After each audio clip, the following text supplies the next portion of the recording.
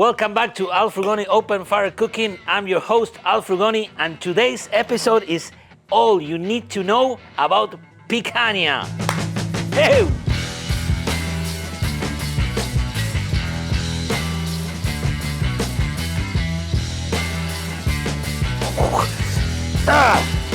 For today's episode, you're gonna learn everything you have to learn about picanha and cooking over fire. You're gonna learn where it comes from, where the name comes from, and how you cook it three ways.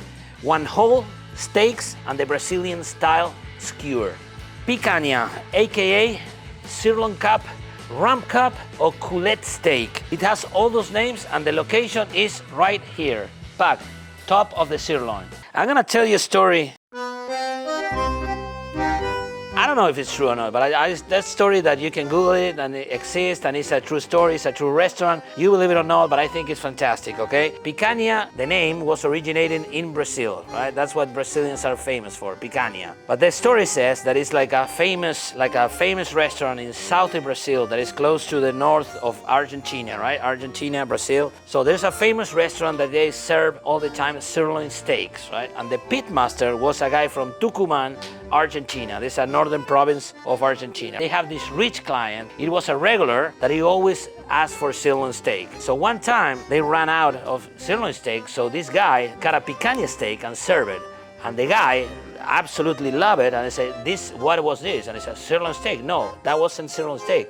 What is this? Call the pitmaster, right? The pitmaster came, right, the Tucumano, the Argentinian, and I said, okay, what you just gave me? With his basic knowledge, he said, that's where the cattle prod goes, the picanha, the electroshock. Picanha in Spanish means cattle prod. It was like transformed to the Brazilian, the Portuguese, and instead of picanha, it was picanha. The myth says that because of all that electroshock, right, the picanha is so tender and so delicious. I don't know. Believe it or not, it's a great story. I love it. But let's go and prepare these babies to cook. Here we have three beautiful picanhas. Believe it or not, this is a picanha, a picanha, a picanha. Here we have an Argentinian picanha. That's Angus, and that's grass-fed, finished with grain, right? That's why he has this darker color, and he's smaller, as you can see.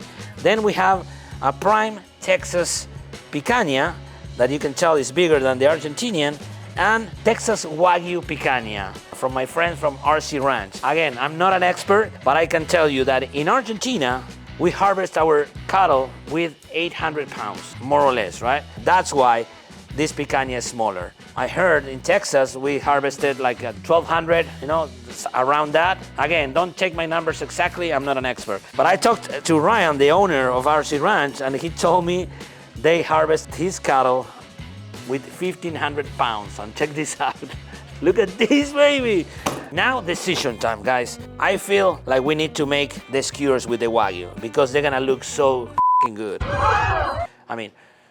They're gonna look so good. I would say because of the matter of time and try to cook everything at the same time, we're gonna use the Argentinian picanha, we're gonna cook it whole like it is, and the Texas one, we're gonna use steaks.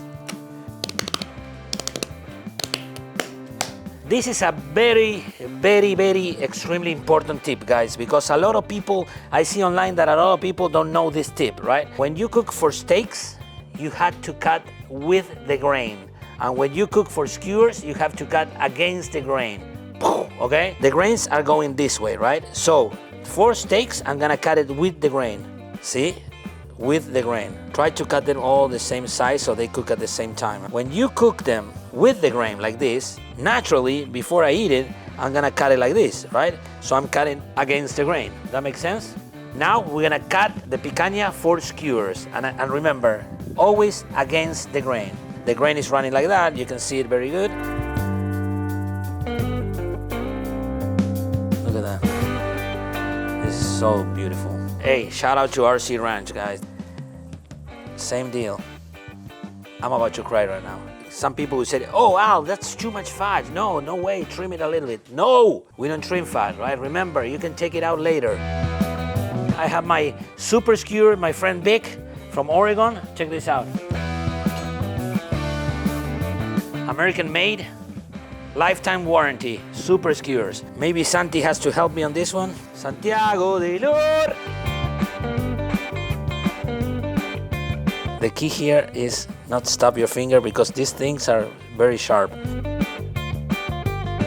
Now this is what I want to show you, right? Remember how the grains, we cut against the grain, right? So the grains are going this way right now, right? So when you serve the picanha and you cut it, naturally, you're gonna cut against the grain. Okay, so now we have the skewer, we have the steaks, we have the whole. To be fair, we're gonna season only with salt because we have premium beef here. My salt parrillera is coarse sea salt, and it's the perfect size to cook open fire. And the fact that it's coarse, the meat is gonna absorb just what it needs, and that's it. The rest is gonna stay on top. I'm gonna do both sides.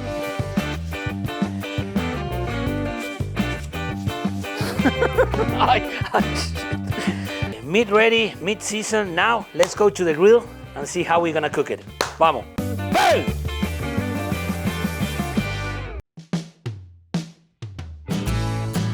For today's grills, we're gonna use the Tagwood barbecue, the classic Argentinian style of grill. It's basically a Santa Maria with a lid on the front and a firebox in the side. I said Santa Maria, that goes up and down. This is the perfect grill to do what we want to do. I'm gonna cook far away here in a medium-low heat. We're gonna cook the whole picanha. In the middle here, I'm gonna check this out.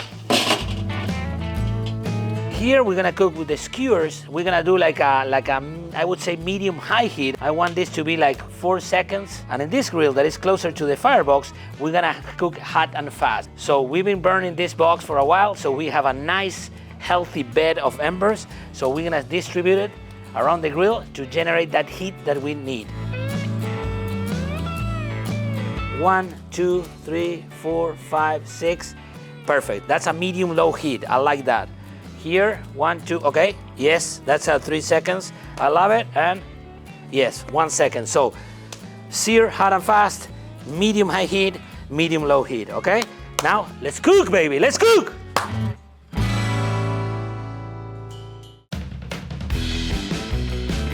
Okay, we're gonna start first with this one because, like I said, it's gonna take like an hour and a half.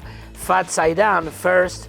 Remember, we're gonna cook this, let's say for 45 minutes, 1 hour on the fat side. The fat is gonna protect the meat from drying out, right? Now we're gonna start with the skewers and the steaks hot and fast. 1, 2, 3, 1, 2, 3, okay?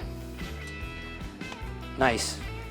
I'm thinking in my head 9 minutes aside, but let's see what happened, okay? And now steaks hot and fast. Okay, the sizzle, that's what you wanna hear when you're doing hot and fast, right?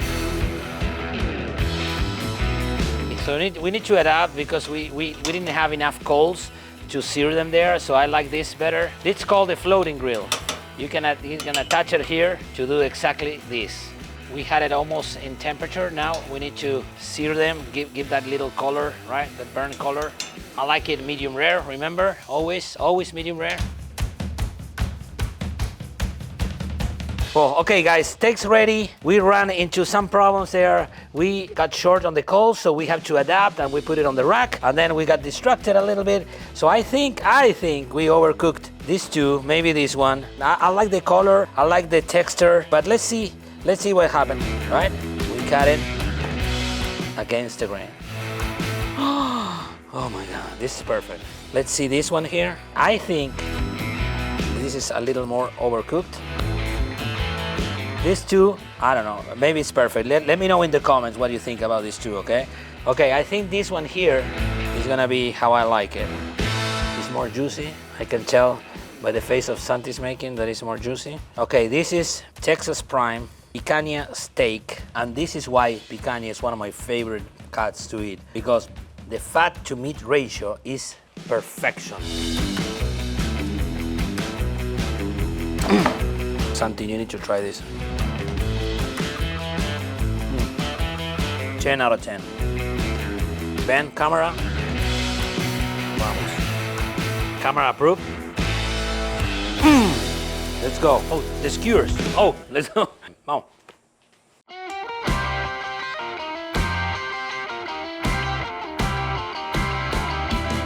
So we are 9 minutes in, and this is what I want to see. See that bleeding over there? And I can touch here and it's warm. That shows me that it's time to flip, okay? Ready?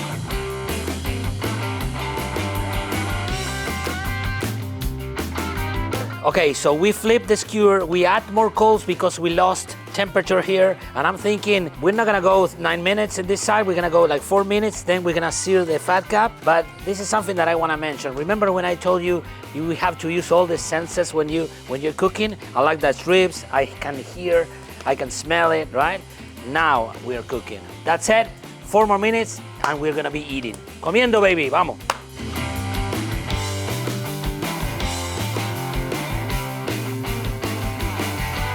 I char a little bit the fat. I like this color. This looks sexy, eh? I don't know if it's the best way of cooking, but it looks cool. So now we're gonna let it rest for 5 to 10 minutes and then we're gonna slice it. Okay, guys, skewer's ready. We cook it total probably 15 minutes. Remember, we're gonna cut like that, so we're gonna cut against the grain naturally. Okay, guys, this is what I like to see, right? It's a medium rare. I prefer a little more rare, but I can eat this. This is what I like to combine, the crust and the inside.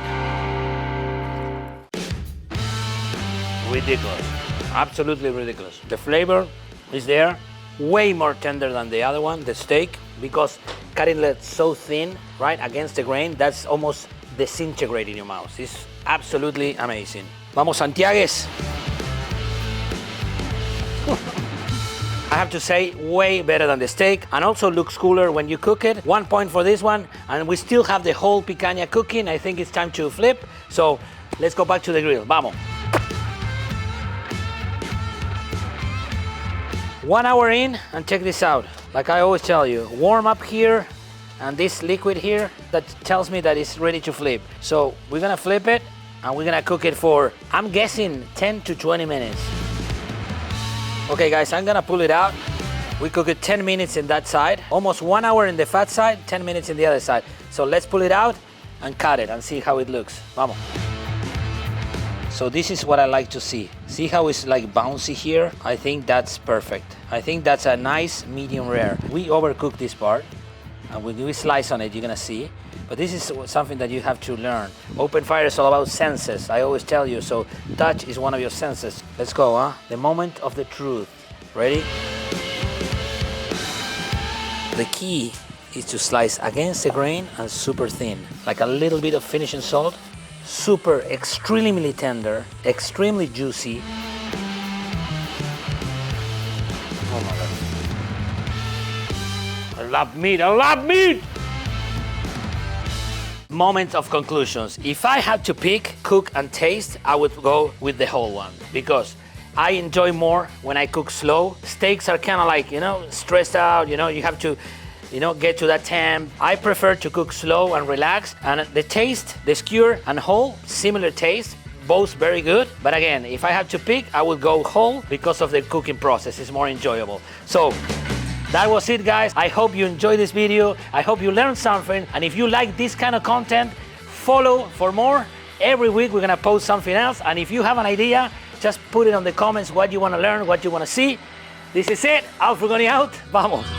Woo!